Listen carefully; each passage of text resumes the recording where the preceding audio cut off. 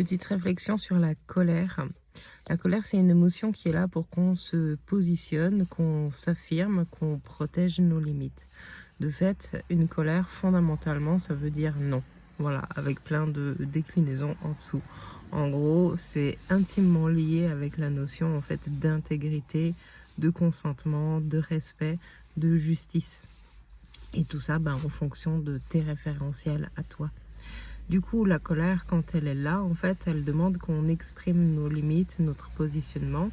Et si on est dans une relation saine, la personne qui est en face, l'organisme qui est en face de nous, en fait, tient compte de ce qu'on dit et puis on peut aller vers quelque chose qui va vers la discussion. Mais quand il y a une personne en face de toi, en fait, qui a pour objectif de t'intruser, de te prendre quelque chose, de défoncer littéralement tes limites, ta colère, en fait, elle peut que prendre une forme qui devient excessive. Elle peut que prendre une forme où, en fait, ça t'active un instinct de combativité, de l'agressivité, une envie, en fait, de destruction, littéralement. Et de fait, c'est extrêmement difficile à vivre.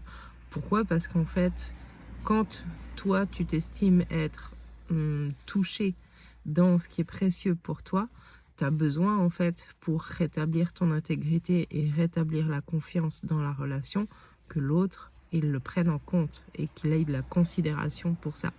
Hein, par exemple, la personne n'est pas obligée d'être d'accord avec toi, mais elle peut faire gaffe. Je te donne un exemple hyper simple. Imagine, tu es une femme comme moi et tu marches dans un parking hyper sombre le soir, il n'y a personne. Et en face de toi, en fait, il y a quelqu'un qui a une carrure impressionnante, un homme qui avance vers toi. Ça te fait peur. Voilà, ok. Tu vas dire à la personne, excusez-moi monsieur, mais ça m'impressionne votre présence. Vous voulez bien juste vous écarter le temps que j'aille jusqu'à ma voiture, ça va me rassurer. Du coup, cette personne, elle peut très bien ne pas avoir d'intention négative à ton égard. Mais si elle a une attitude respectueuse, elle va dire « Bien sûr, madame, je vous en prie ».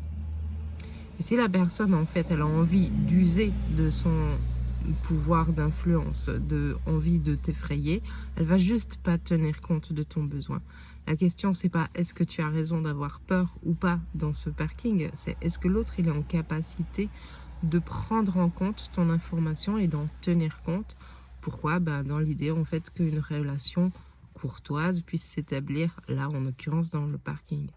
Donc, quand tu as affaire à quelqu'un qui ne veut pas entendre ton point de vue, et peu importe, en fait, que cette personne, elle te le dise avec de la CNV, avec qu'elle y mette les formes, mais qu'en fait, de base, elle va dénigrer ce que tu ressens, dire que c'est faux, attaquer en fait ton point de vue personnel, attaquer tes valeurs, attaquer tes besoins, la relation ne peut que être toxique.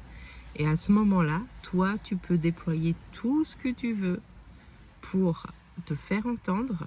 Tu n'as pas la capacité de faire que l'autre te prenne en compte s'il n'a pas envie de le faire.